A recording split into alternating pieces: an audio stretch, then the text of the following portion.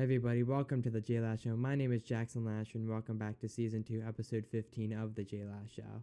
So the Philadelphia 76ers won 129-105 against the Brooklyn Nets, which propels the 76ers up to 5-1 and first place in the Atlantic Division, and which brings Brooklyn down to 0-6 and last place in the Atlantic Division. Which is absolutely amazing. Kelly Oubre had 29 points, which is amazing. He did really good offensively yesterday, and I think that he should definitely keep it up with Tyrese Maxey and VJ Edgecombe. Those three would definitely become something, especially with Jared McKinn. Those could be the big four on the team, in my opinion. I mean, I'm not saying that Kelly Oubre is not any good, but, like, really. He's doing well this season on offense, and I definitely, like I said, should keep it up, because if he does, then he could earn a very valuable spot on this team and could maybe not become a bench rider and get onto the starting list. So I totally think that he should definitely try harder, which he is, and that he's scoring points, and that he's coming up big for the offense, in my opinion. So that's huge for us, and I think we're more of an offensive team this year than a defensive team, because we're very good at scoring points. I mean, our defense is still there, and then our defense, yes, it's still there, but, like, really, I think our offense is really doing the work this year. Kelly Oubre, you have Tyrese Maxey, you have you have VJ Edgecombe, and then you have you have good people on the team. So just make sure to utilize them very well. I mean, Joel Embiid isn't really playing any.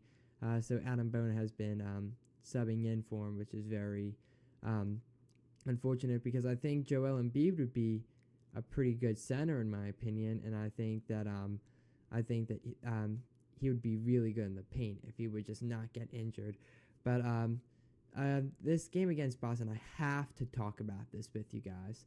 This game against the game that they played against Boston at home, the last, like, probably 3 seconds, I don't know if they were drawn on the scoreboard there, or not the scoreboard, the play, but, like, why would Joel Embiid be outside of the paint and outside of the 3-point line? Like, that doesn't make sense to me. A 7-foot guy. I mean, yes, he can shoot 3-pointers, but I don't think he could shoot 3-pointers if it was to save the game. Yes, I've seen him made, like, almost like a 75% court shot, but, like,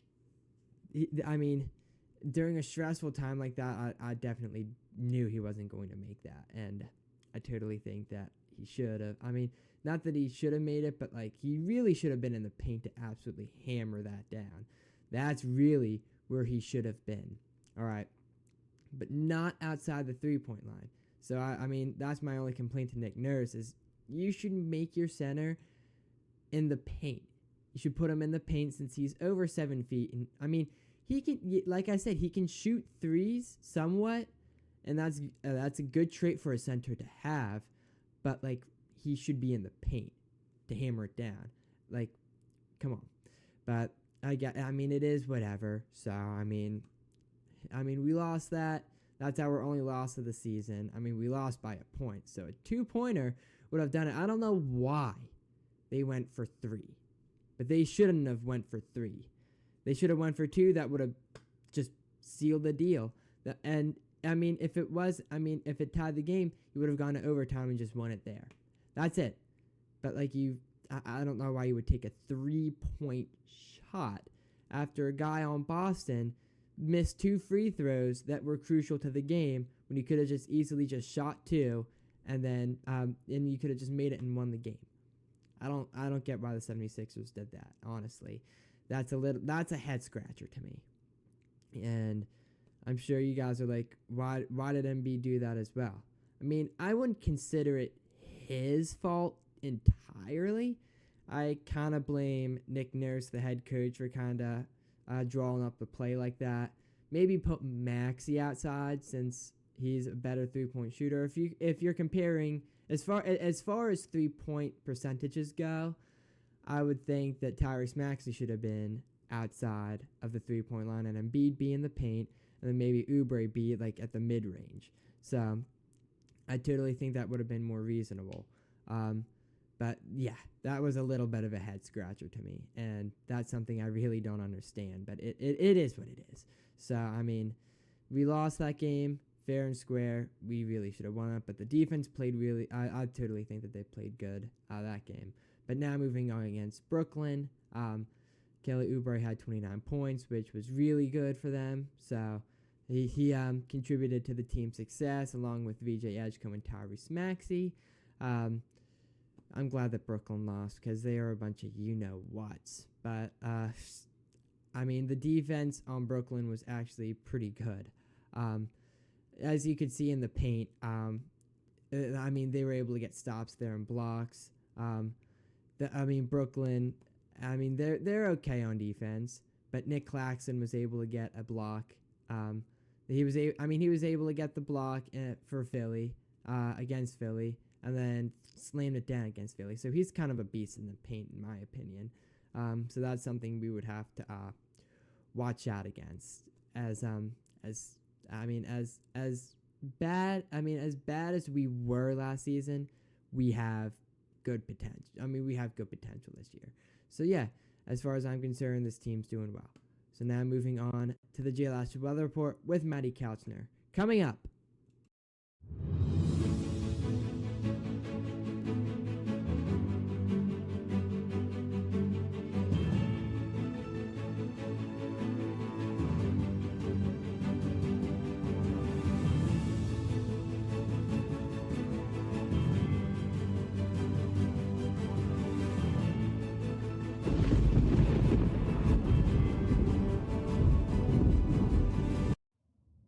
Beautiful, bright, sunny day out today.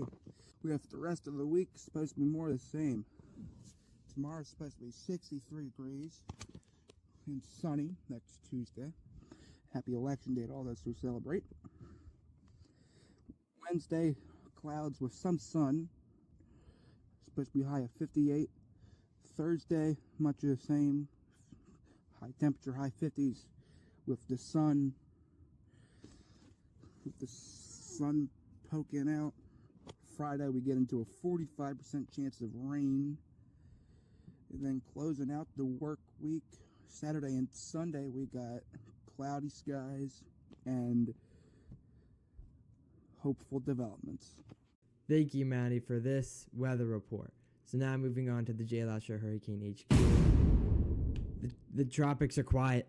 And we are under a month away from hurricane season ending, believe it or not, guys. I feel like that flew by, and that's a good thing, but a lot of stuff came from this season. We had Hurricane Erin, who really, if she was not catastrophic, but she was out to sea, so luckily really no damage was had, besides on the East Coast, which had dangerous rip currents and high surf, and not storm surge, but some beach erosion and stuff, which she strengthened into a Category 1 to a Category 5 in a day. And then you had Hurricane Humberto and Tropical Storm Imelda, which Imelda was about to hit South Carolina as Humberto was coming up the East Coast, which as they were around 800 miles or so from each other, Imelda got sucked out to sea with Humberto. So that was a little bit weird, but that was very interesting. So that's about it. Now back to the JLash Show. Welcome back from the JLash Show Weather Report. I hope you liked it. So now moving on to the Philadelphia Eagles, as they had their bye week this week, which I think they won the bye week, but we will get to that in a second. So now they are going to Green Bay to play the Packers November 10th at 8:15 p.m. Eastern Time. You can watch that on ABC and ESPN. The reason why I think that they won the bye week is they got Jalen Phillips from Miami and Jair Alexander from Baltimore. Two of those I heard are pretty good, actually. So I'm looking forward to seeing them play. I heard Jair Alexander does get hurt, so we'll kind of have to see what goes on with that. But other than that, I totally think that he will be a pretty good roster piece for the Philadelphia Eagles roster. I mean, we need people, so if we can get all the good guys that we can get, that would be awesome to go along with our draft picks and the people that we've had on the team for a little while. So I totally think that the Eagles will win against the Packers. Count my pick on that. Now that we got our new people, I totally think that we will dominate the league now. You just gotta trust the process, and you just gotta trust Howie Roseman. You just gotta trust what he does. That's kind of what it is. So I mean, I'm not complaining, because I mean, he does a really good job at organizing stuff like that. So I mean, what can I say? He's a good guy. So now their remaining schedule is they are playing at home against the Detroit Lions, and then they are heading to Dallas to play the Cowboys, and then they are going to be playing at home against the Bears, and then they are going to be playing away at the Chargers, and then they're going to be playing at home against the Raiders, and then they go on a little bit of a road trip for the Commanders and Bills, and then they come back home to play their final game of the season against the Washington Commanders. So I'm looking forward to their remaining games. Definitely not much left. Very shockingly how fast that went, actually. I'm shocked. I'm shocked of how fast it's going so far, because we're already on like week 9, and we were on week 1. Like, it feels like that. It just feels so distant at this point, actually. So, I mean, it's crazy how fast it's moving. And the Eagles, yes, they are doing well. Their offense is doing well. I think their defense is doing well. They recovered when they lost against the Broncos, and they lost at the Giants. So we definitely recovered from that, as we won 2 in a row now at Minnesota and at home versus the Giants. We finally got our revenge on that, and I think we're just gonna keep winning. We're just gonna keep winning against the Green Bay Packers and the Lions and the Cowboys. We gotta win against the Cowboys since they're in our division, which that is very easy for us to do, because the Cowboys are just trash. With Dak Prescott, get out of here. He just sucks. But I mean, we're doing good. We're doing good. Jalen Hurts, yes, he's a precision passer, and that's why he's so good. I mean, he's pretty good at throwing dimes when he can throw dimes, actually, is basically what I'm saying. How is the running game going? Saquon Barkley, he's doing pretty good so far.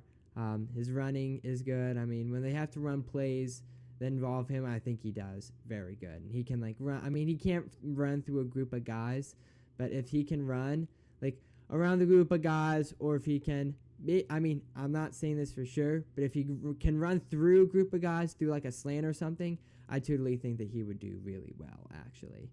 So, I mean, definitely don't count him out. All right. He's a good guy. So, now moving on to the Philadelphia Phillies, who are on their off season. Next year. We're all saying next year, guys. We're all saying next year. All right.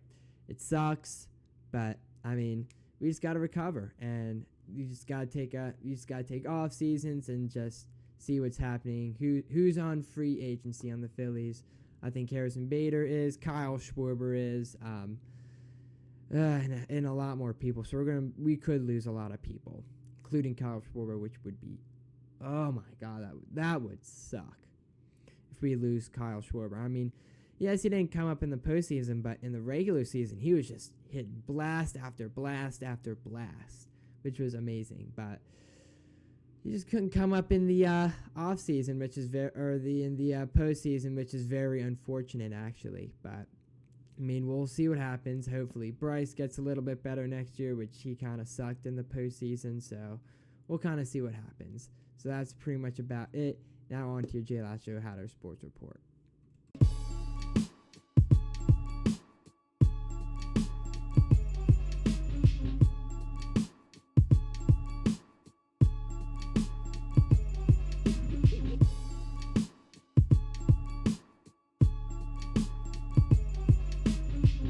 Hey everybody, welcome to the JLash Show Hatter Sports Report. I'm your Hatter Sports Report expert, Jackson Lasher, and fall sports are finished. Cross country team didn't really finish as we expected, but it's okay. I'm coming back with the boys next year, and we're gonna have fun for year 3. And the football team finished 2-8, as the soccer team finished 6-12-1. So great job and great effort by all of them. So I'm looking forward for them next year to keep winning and to keep giving their best. So that's pretty much about it for your JLash Show How to Sports Report. That's pretty much about it for your JLash Show episode today. Follow us on all social media platforms, including Facebook, TikTok, Instagram, and of course our YouTube, which you're probably seeing us on, and our Spotify, which you're probably seeing us on. And inquiries are jackson@thejlashow.com. That's me. And then my company email is jlashow@gmail.com. Website is thejlashow.com if you want to become a guest. If you look up here, that's pretty much about it. So have a good day, JLash Nation.